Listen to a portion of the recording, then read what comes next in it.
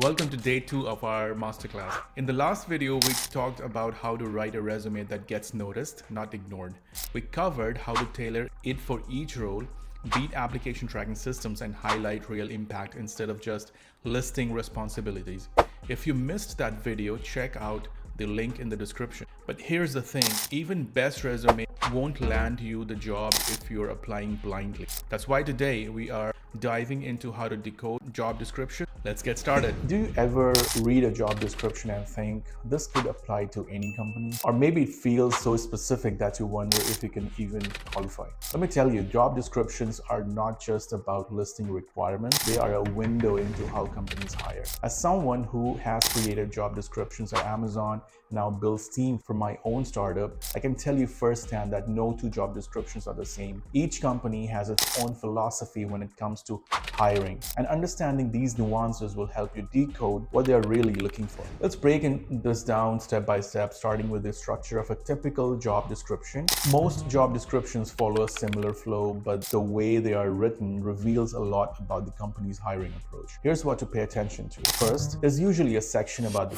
team or company. This gives you context about where you will be working. If the job description mentions a specific team or product, take the time to research their challenges and recent projects. Here's an example. When I was interviewing at Microsoft, the job description mentioned a specific team working on AI-driven tools for developers. On the other hand, Meta or Facebook, their job descriptions are intentionally broad because they don't hire for specific teams upfront. Next, there is a section about the role itself. This is where the company describes the day-to-day responsibilities of the position. It's often written in bullet points and includes phrases like "you will" or "responsibilities include." These tell you what skills are most important. Then come the basic qualifications, the non-negotiables, the minimum requirements needed to be considered for the role.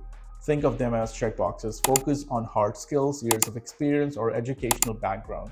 But don't panic if you don't meet every single one of them. Many companies just list ideal qualifications, knowing that perfect candidates are rare. Here's a pro tip. If a job description lists 5+ years of experience, but you only have 4, don't rule yourself out. Instead, show how your accomplishments outweigh the gap. Finally, there are the preferred qualifications, the nice to haves. These are skills or experience that makes a candidate stand out but aren't strictly required. Even if it's not mandatory, showing alignment with preferred qualifications boosts your chances. Now that we have broken down the structure of a job description, let's talk about how to use it to tailor your resume. Remember, the goal is to show, not tell, that you are the perfect fit for the role. Start by matching keywords. Pull out keywords from job description and weave them into your resume naturally.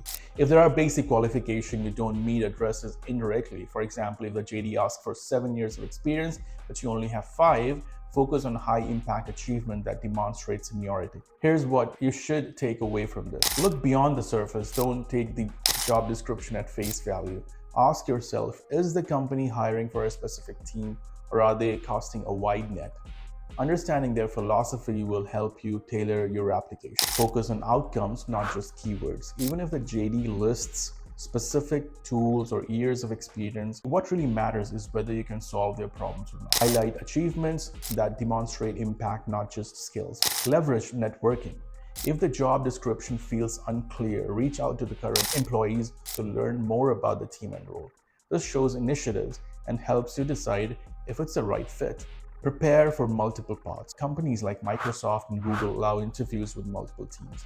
Be ready to articulate why you'd excel in each context. Show versatility without losing focus. Remember, job descriptions are just a starting point. They are a framework, not a rule book. By understanding how companies like Meta, Microsoft, Amazon, and Google approach hiring and decoding the structure of a job description, you can position yourself as the ideal candidate, no matter how vague or specific the job description may seem. With that out of the way, let's transition to our next topic, diving deep into company research that shows you're serious about the role. That's it for today's video. Now you know how to break down job descriptions, extract insights, and customize your application like a pro. And if this video helped you, hit that like button, subscribe, and turn on notifications so you don't miss what's coming next. In our next video, we are going a step further, learning how to research companies before applying. Most candidates skip this step, but if you do it right, it can completely change how hiring managers see you. So stay tuned, and I'll see you in the next one.